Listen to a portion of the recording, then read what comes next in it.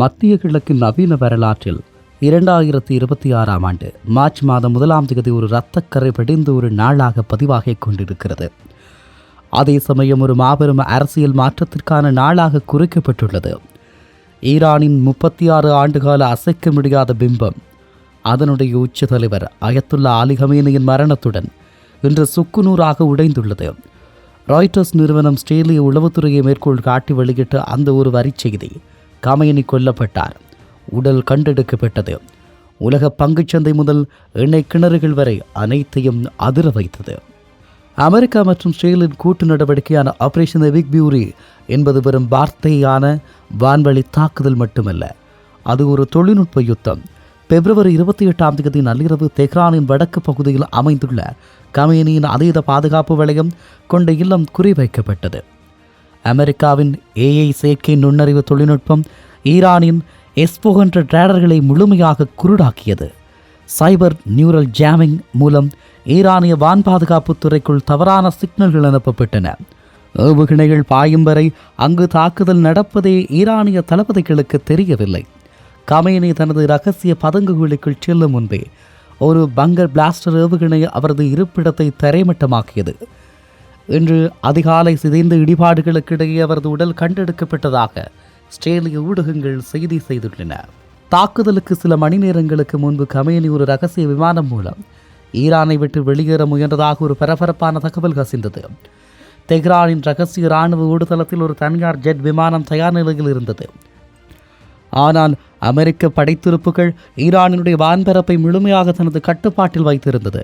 எந்த ஒரு விமானமும் வானில் எழுந்தால் அது நொடிப்பொழுதில் சுட்டி வீழ்த்தப்படும் என்று எச்சரிக்கை விடுக்கப்பட்டதால் அந்த தப்பிக்கும் முயற்சி முறியடிக்கப்பட்டது. தனது சொந்த நாட்டிலேயே கைதியாக மாறிய கமேனி இறுதியில் பாதுகாப்பான பதுங்குகுழி என்று நினைத்த இடத்திலேயே தனது உயிரை விட்டார். ஈரானிய வெளியுறவு அமைச்சரின் தடுமாற்றமான பேட்டிகள் அதே நேரத்தில் தலைமை எவ்வளவு பலவீனமாக இருந்தது என்பதை உலகுக்கு காட்டியது. கமேனியின் மரணம் ஈரானுக்குள் ஒரு மிகப்பெரிய அதிகார வெற்றிடத்தை உருவாக்கியுள்ளது. ஈரானின் அரசியல் சாசனப்படி அடுத்த 50 நாட்களுக்குள் புதிய தலைவர் தேர்ந்தெடுக்கப்பட வேண்டும். ஆனால் கள நிலவரம் மிக மோசமாக உள்ளது. அலி கமேனியின் மகன் தந்தையின் இடத்தை பிடிக்க துடிக்கிறார், மொஜ்தபா கமேனி. ஆனால் ஈரானிய புரட்சிகர காவல்படையின் ஒரு பிரிவினர் வாரிசு அரசியலை எதிர்க்கின்றார்கள்.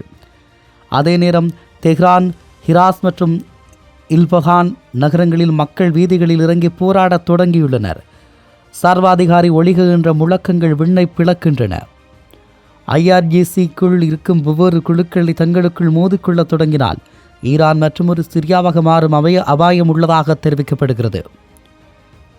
அதே நேரம் கமேனி மறைந்து அடுத்த நொடியே மத்திய கிழக்கின் அதிகாரம் சவுதி அரேபியா மற்றும் இஸ்ரேலின் கைகளுக்கு சென்று விட்டதாக சொல்லப்படுகிறது.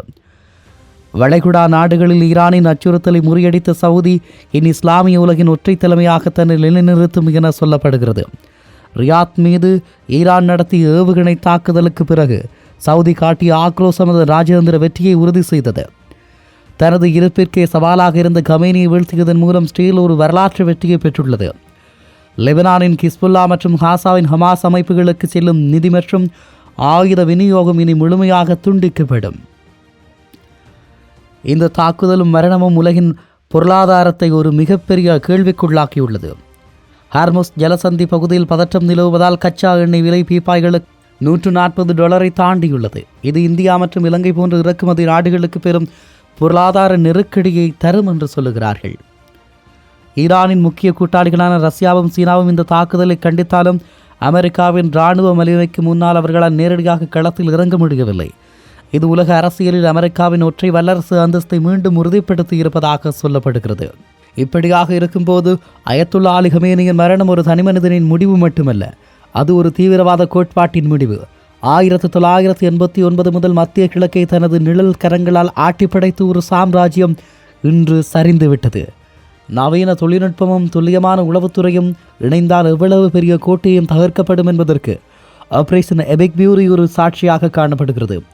ஈரான் இனி ஒரு ஜனநாயக நாடாக உருவெடுக்குமா அல்லது இராணுவ சர்வாதிகாரத்தில் சிக்கி சீரழியுமா என்பதை அடுத்த சில வாரங்கள் தீர்மானிக்கும்.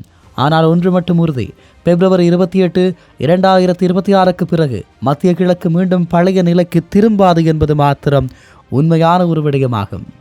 இது இப்படியாக இருக்க அலி கமேனியின் மரணம் தொடர்பில் பல்வேறு விதமான கருத்துக்கள் வெளியாகியது.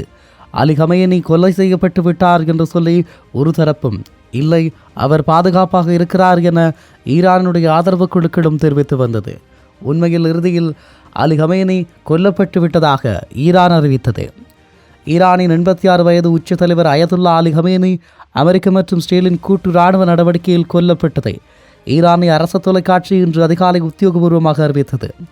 1989 முதல் ஈரானின் அசைக்க முடியாத சக்தியாக விளங்கிய ஒரு சகாப்தம் தெஹ்ரானின் மையப்பகுதியில் கடந்த வான்வெளி தாக்குதலுடன் முடிவுக்கு வந்தது. ஈரானிய அரசு தொலைக்காட்சி மார்ச் மாதம் 1ஆம் தேதி ஞாயிற்றுக்கிழமை அதிகாலை 5 மணிக்கு அவர்களுடைய உள்ளூர் நிகழ்படி ஈரானிய அரசு தொலைக்காட்சி கருப்பு நிற பின்னணியுடன் கமேனியின் மரணத்தை அறிவித்தது. நாடு முழுவதும் 40 நாட்கள் துக்க காலம், 7 நாட்கள் தேசிய விடுமுறையும் அறிவிக்கப்பட்டுள்ளது.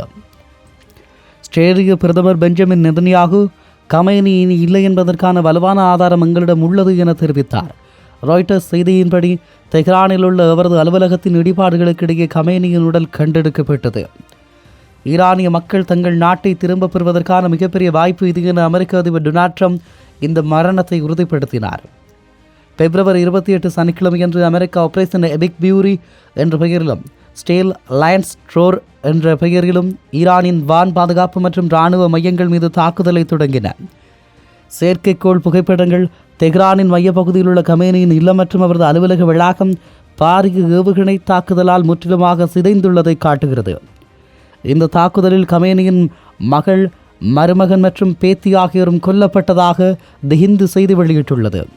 இப்படியான ஒரு நிலையில் கமேனிக்கு அடுத்து அதிகாரபூர்வமான வாரிசு வரும் அறிவிக்கப்படாத நிலையில் ஈரானின் அரசியல் சாசனத்தின்படி ஒரு இடைக்கால குழு ஆட்சியை ஏற்றுக்கொண்டது. அந்த வகையில் ஈரானுடைய அதிபர் மசூத் செபஸ்கியன், நீதித்துறை தலைவர் மற்றும் நாடாளுமன்றத்தினுடைய சபாநாயகர் இந்த மூவரடங்கிய குழுவே அடுத்த 50 நாட்களுக்குள் புதிய உச்ச தலைவரை தேர்ந்தெடுக்கும் பணிகளை மேற்பார்வையிடும்.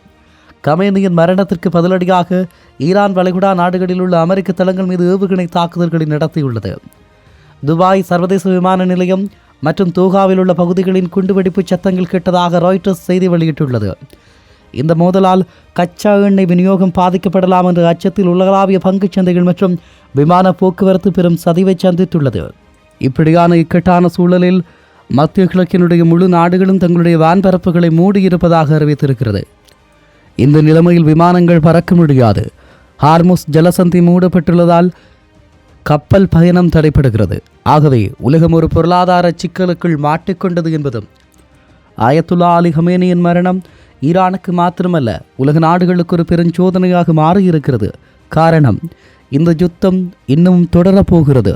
இந்த யுத்தத்தில் தொடர்ந்தும் தாக்குதல்கள் இடம்பெறப் போகிறது. அயத்துல்லா அலி கமேனியினுடைய கொலைக்கு பழிவாங்குகின்ற படலங்களை ஈரான் அரங்கேற்றப் போகிறது. ஆரம்பித்திருக்கக்கூடிய தரவுகளின் அடிப்படையில் அமெரிக்காவினுடைய தளங்கள் எந்தெந்த நாடுகளில் எல்லாம் இருக்கிறதோ அந்தந்த நாடுகளில் எல்லாம் தாக்குதல்கள் இடம்பெற்றிருக்கிறது. இப்படியான ஒரு சூழலில் அடுத்து வருகின்ற 24 மணித்தியாலங்கள் தான் நாட்டின் மிக முக்கியமான அல்லது மத்திய கிழக்கினுடைய மிக முக்கியமான காலகட்டத்தை நிர்ணயிக்கப் போகிறது.